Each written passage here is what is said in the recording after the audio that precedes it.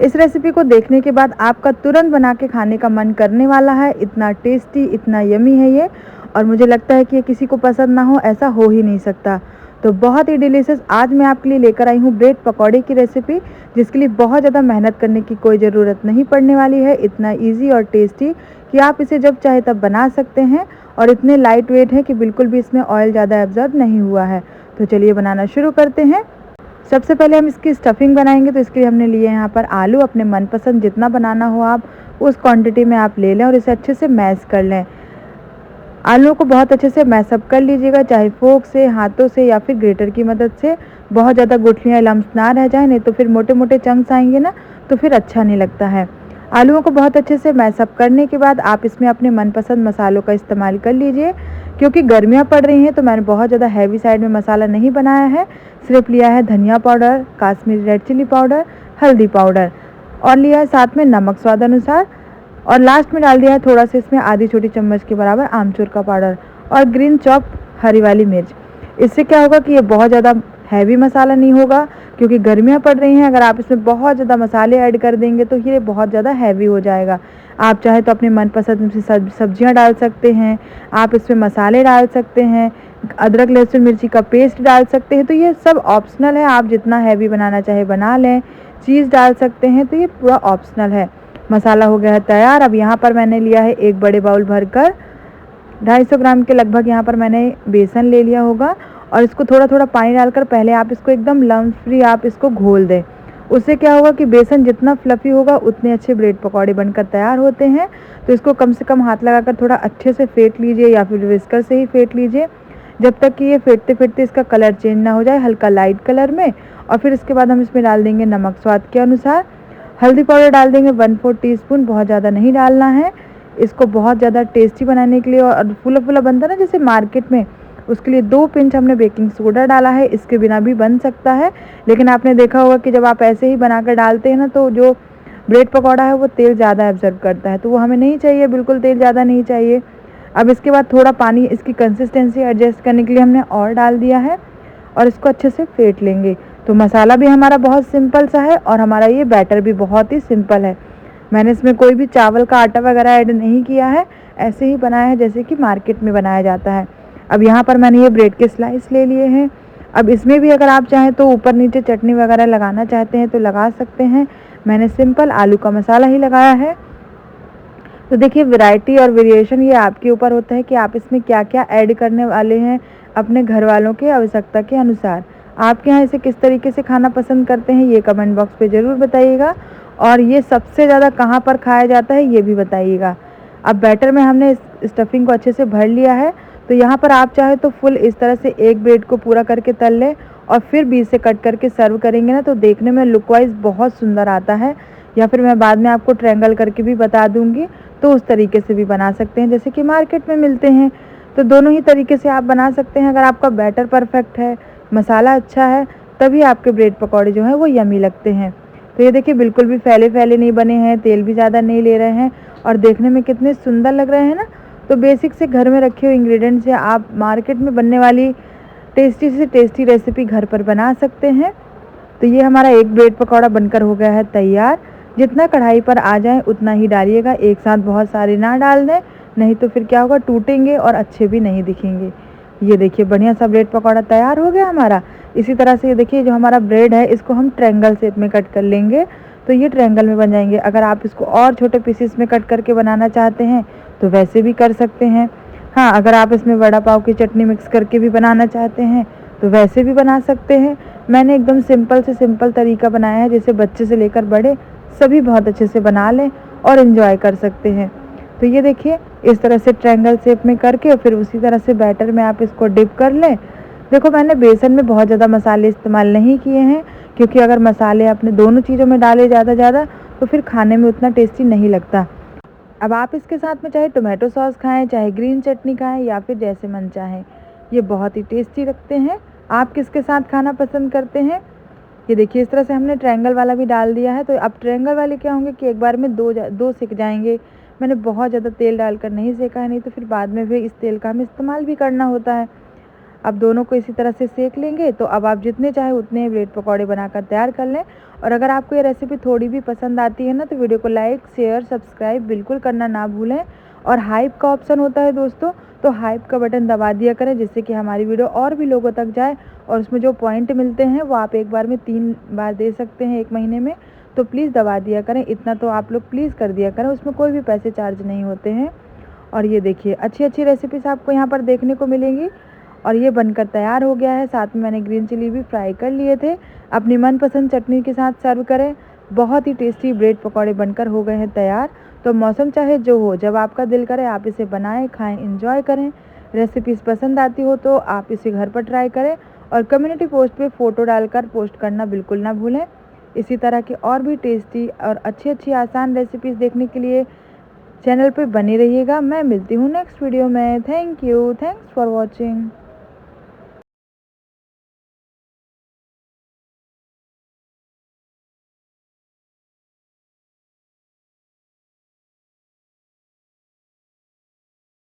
जितने भी बार इस रेसिपी को मैंने घर पर बनाया है, बच्चे बाहर का पिज़्ज़ा खाना बंद कर दिए। क्योंकि जब घर पर ही इतना आसान और टेस्टी रेसिपी मिलने वाली है ना, तो आप मार्केट से लाना बिल्कुल भी पसंद नहीं करेंगे। इतना टेस्टी और इतना आसान कि झटपट बन जाए। तो इसके लिए सबसे पहले तो हम पिज़्ज़ा सॉस बनाएंगे। तो इसके लिए हमने लिया यहाँ पर 2 बड़े चम्मच टोमेटो सॉस, साथ में डाल देंगे मेयोनीज़। ये भी हम 1 से 1.5 चम्मच के लगभग ले लेंगे। तो अगर आपके पास भी पास्ता सॉस ना हो तो आप इस तरह से प्रिपेयर कर सकते हैं, बहुत ही यम्मी लगता है। साथ में डाल देंगे इसमें शेज़वान चटनी 1 से 1.5 चम्मच के लगभग। इससे चटपटापन भी आता है और इससे फ्लेवर भी बहुत ही बढ़िया आता है। तो अगर आपके पास चिली ऑयल है तो आप वो भी इस्तेमाल कर सकते हैं। मैंने यहाँ पर शेज़वान चटनी ली है। अब इन तीनों चीज़ों को बहुत अच्छे से मिक्स करने के बाद ये बहुत ही बढ़िया इंस्टेंट बनने वाला हमारा पास्ता सॉस बनकर तैयार हो गया। जो पिज़्ज़ा पास्ता सॉस होता है ना, वो होममेड हमने घर पर ही बनाकर तैयार कर लिया है। अब ले लेंगे पिज़्ज़ा बेस। तो देखिए ये वाले बेस अगर आपके पास, तो ये तो और भी ईज़िली बन जाएंगे। अगर नहीं है तो आप घर पर भी बेस बनाना सीख सकते हैं। कमेंट बॉक्स पे बताइएगा तो मैं आपको ज़रूर बताऊँगी। इसके बाद इस बेस में हमें अच्छे से इसको मिक्स करना है, स्प्रेड कर लेना है हर तरफ से। टॉपिंग आपके ऊपर है कि आप इसमें किस तरीके की लगाने वाले हैं। मैंने बच्चों के लिए ईजी एंड सिंपल वे पे बनाया है, जिसे आप सुबह के लंच बॉक्स में या फिर जब कुछ छोटी मोटी भूख लगी होती है तब आप इंस्टेंटली इसे बनाकर दे सकते हैं। सॉस अच्छे से हमने लगा दिया है। इसके बाद हम इसमें लगा देंगे शिमला मिर्च। सब्जियां आप अपनी मनपसंद कोई भी ले सकते हैं। मैंने शिमला मिर्च और प्याज का इस्तेमाल किया है। आप पनीर का इस्तेमाल भी कर सकते हैं। इस तरह से बच्चे सब्जियां खा भी लेते हैं और उन्हें पसंद भी आता है इस तरीके का नाश्ता। प्याज भी हम इसी तरह से डाइसेस में कट कर लिए हैं और बिल्कुल अलग अलग तरफ से हम लगा देंगे। तो देखो ये जो पिज़्ज़ा है ना, इसके ऊपर जो टॉपिंग होती है वही मेन होती है। अब लास्ट में हम लगा देंगे चीज़ ढेर सारा। तो ये जो ग्रेटेड वाला अमूल चीज़ होता है वही हमने लिया है। आप यहाँ पर अपने मनपसंद किसी भी चीज़ का इस्तेमाल कर सकते हैं। और अच्छे से हमें इसको लगा देना है सभी तरफ से। सब्जियाँ आप अपने हिसाब से लगा सकते हैं और वैरायटी आप अपने हिसाब से कर सकते हैं। इसमें पनीर, मशरूम, स्वीट कॉर्न और आप वो बेबी कॉर्न, वो सब आप यहाँ पर लगा सकते हैं, वो आपके ऊपर है। अब ये बहुत अच्छे से हमने मिक्स हो गया है। अब हमको इसमें पहले से ऑरिगेनो और चिली फ्लेक्स नहीं ऐड करना है। तवा लेंगे कोई भी नॉर्मली और इसमें लगाएंगे बटर। बटर लगाने के बाद हम ये जो बेस है इसको रख देंगे और एकदम लो फ्लेम पर इसको ढक देंगे जब तक कि ऊपर से चीज़ हमारी मेल्ट ना हो जाए। बहुत ज़्यादा समय नहीं लगता है इसको कुक होने के लिए। तो इतना कि आपका बेस नीचे से जलना नहीं चाहिए। और ऊपर से हमने थोड़ा सा पानी लगाकर इसको ढक देंगे, जिससे कि हमारी जो चीज़ है ना, इससे आसानी से मेल्ट होने में थोड़ी सी सहूलियत होती है। तो ये देखिए बढ़िया से हमारा जो चीज़ है वो मेल्ट हो गया है। पिज़्ज़ा एकदम तैयार हो गया है। अब इसे आप निकालें, कट करें, एंजॉय करें। बच्चे हों या बड़े सभी बहुत एंजॉय करके खाते हैं। इस तरह का मार्केट में मिलता है, बहुत ही कॉस्टली भी पड़ता है और इतना यमी भी नहीं लगता।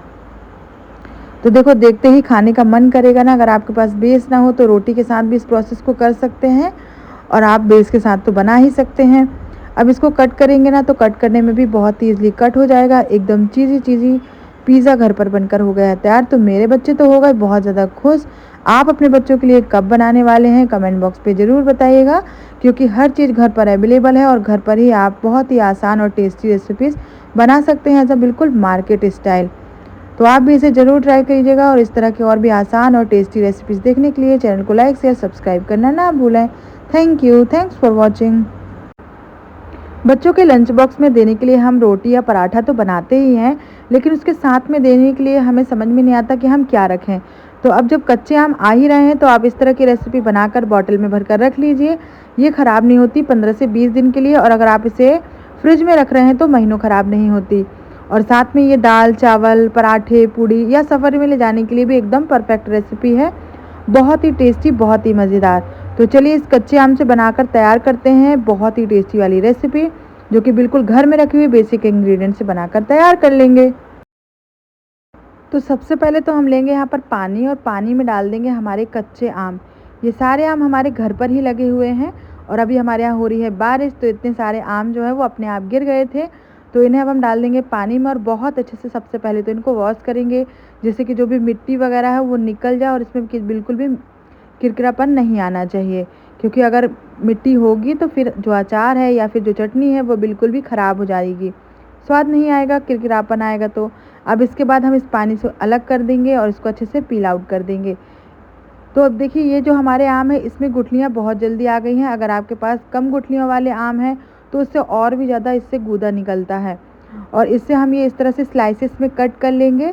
स्लाइसेस में ही कट करिएगा, इससे बनाने में भी आसान होता है और कुक भी बहुत जल्दी से हो जाता है।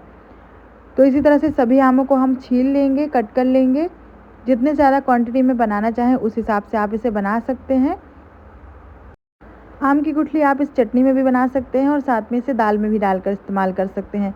तो आम को हमने बहुत अच्छे से कट कर लिया है। अब यहाँ पर लिया है पैन, और इसमें डाल देंगे ऑयल। ऑयल डालने के बाद इसमें डाल देंगे 1 टीस्पून के लगभग सौंफ। जीरा डाल देंगे आधी टीस्पून के बराबर। कलौंजी ज़रूर डालिएगा, इससे ठंडक भी होती है और टेस्टी भी बनता है। बिल्कुल थोड़ी सी 2 पिंच के बराबर हमने यहाँ पर मेथी ले ली है। साथ में हमने इसमें 1 पिंच हींग भी डाली है। अब इन सारे मसालों को अच्छे से हमें भून लेना है, बिल्कुल मध्य आंच में, हाई फ्लेम पर बिल्कुल ना भूलें। अगर आपने इनको बहुत ज़्यादा भून दिया तो फिर कड़वा टेस्ट आएगा। अच्छे से भूनने के बाद अब जो हमने आम रखे थे कट करके वो सारे ही इसमें डाल देना है। तो अगर आप इसे हफ्ते हफ्ते में भी बना कर रखना चाहते हैं तो भी रख सकते हैं, क्योंकि फ्रेशली कोई भी चीज़ बहुत ही टेस्टी होती है। और अगर आप 15 दिन के हिसाब से भी बनाना चाहते हैं तो फिर ज़्यादा क्वांटिटी में बना सकते हैं। थोड़े बहुत हमने इसमें गुठलियाँ भी ऐड कर दी हैं। अब इसको हमें क्या करना है, इसको अच्छे से मिक्स करना है। अभी हमें इसमें केवल नमक ऐड करना है और इसको ढक कर के कुक कर लेना है। एकदम से सारे मसाले नहीं डालिएगा, नहीं तो जो टेस्ट है वो अच्छा नहीं आता है। सिंपल सा नमक डाल दिया हमने बस, और इसको अब हमें ऐसे ही कुक कर लेना है ढक कर के, बिल्कुल मीडियम टू लो फ्लेम पर। 5 मिनट से ज़्यादा समय नहीं लगता है आम को कुक होने के लिए। तो बिल्कुल भी ज़्यादा आप ये ना सोचें कि बहुत घंटों लगने वाले हैं, क्योंकि ये खट्टा है, इसमें बिल्कुल भी समय नहीं लगता है। तो अब हमने नमक को अच्छे से मिक्स कर दिया है। अब इसको ढक देंगे 5 मिनट के लिए। बीच में एक आध बार और आप चला कर देख सकते हैं। तो ये देखिए 5 मिनट में ही हमारे जो आम है बहुत अच्छे से गल कर तैयार हो गए हैं। थोड़ा सा हमने इनको एक्स्ट्रा भूना है, जिससे कि इसमें भुना भुना टेस्ट आए। अब इसमें डालेंगे कुछ मसाले। तो हमने डाला है हल्दी पाउडर, 1 बड़ा चम्मच धनिया powder, Kashmiri red chilli powder डाल देंगे 1 से 1.5 चम्मच के लगभग। नमक हम पहले ही डाल चुके हैं, और चम्मच डाल देंगे 4 से 5 बड़े चम्मच के लगभग, और इसको अच्छे से मिक्सअप कर देंगे। मिक्स करने के बाद हम इसमें 1 गिलास के बराबर पानी डालेंगे, या फिर आपको जितनी थिकनेस इसको पसंद हो, क्योंकि बहुत ज़्यादा लिक्विडी भी नहीं चाहिए, बहुत ज़्यादा सॉलिड में भी नहीं चाहिए। तो अब इसको अच्छे से मिक्स करने के बाद हम इसमें डाल देंगे 1 से 1.5 गिलास के बराबर पानी, और गैस का फ्लेम अब हम हाई कर देंगे। हाई फ्लेम पर इसको अच्छे से उबाल आने देंगे, जिससे कि चीनी भी मेल्ट हो जाएगी, थोड़ा सा थिक भी हो जाएगा, और बहुत ही बढ़िया से हमारी ये जो चटनी है, इसको लौंजी बोलते हैं आम की। आपके यहाँ इसे क्या बोला जाता है कमेंट करके ज़रूर बताइएगा। और ये देखिए पानी डालने के बाद अब लगेगा कि ये तो बिल्कुल लिक्विड ही हो गया, तो ऐसा नहीं है, एकदम गाढ़ी हो जाती है। और कोई भी आपको इसमें कॉर्नफ्लावर या कुछ भी ऐड करने की ज़रूरत नहीं पड़ती। इसको बढ़िया से मिक्स करने के बाद अब हम ढक देंगे, और 5 मिनट से ज़्यादा कुक नहीं करना है कि आप इसको घंटों कुक करें, ऐसा बिल्कुल भी नहीं है। ये देखिए चटनी की कंसिस्टेंसी एकदम परफेक्ट हो गई है।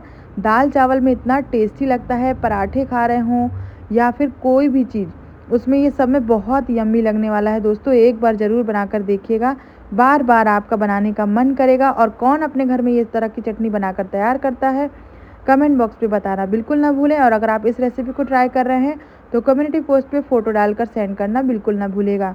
इसी तरह की रेसिपीज़ आपको डेली हमारे चैनल पे देखने को मिलती रहेंगी। तो देखिए अब जब ये बन गया ना, तो अब हम इसको कम्प्लीटली ठंडा कर लेंगे। ठंडा करने के बाद आप इसको बॉटल में स्टोर करके रखें या फिर डिब्बे में, ये आपके ऊपर है। अब देखिए कितनी बढ़िया बनकर तैयार हो गई है। इसी तरह की बॉटल अगर आप मार्केट से लेने जाएंगे ना तो काफ़ी कॉस्टली भी पड़ेगी और उतना मज़ा भी नहीं आता। अपने हाथों से बिल्कुल कच्चे कच्चे आमों से बनाकर तैयार करिए इस रेसिपी को। पराठे में खाने वाले हैं या फिर दाल चावल में, आप मुझे कमेंट बॉक्स में ज़रूर बताइएगा। मैं मिलती हूँ नेक्स्ट वीडियो में। Thank you, thanks for watching. Bell icon press करना ना भूलें जिससे सारी नोटिफिकेशन आपको मेरी सबसे पहले मिले। और हाँ, हाई पे बटन दबाना ना भूलिएगा जिससे कि हमारी वीडियोस और भी लोगों तक जाए।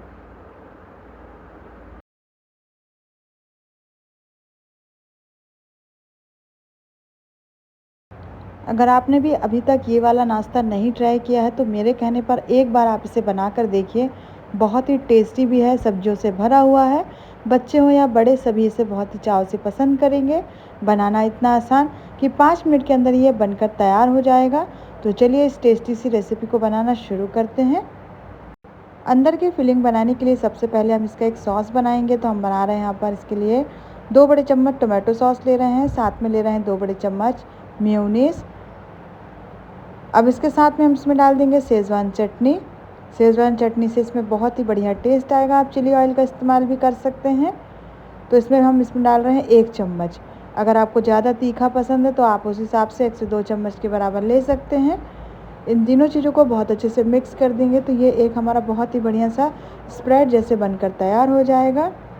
अब आप इस सॉस को किसी भी चीज़ में इस्तेमाल कर सकते हैं, बहुत ही बढ़िया और टेस्टी लगता है। तो बाज़ार से आपको पिज़्ज़ा सॉस लाने की ज़रूरत नहीं पड़ेगी।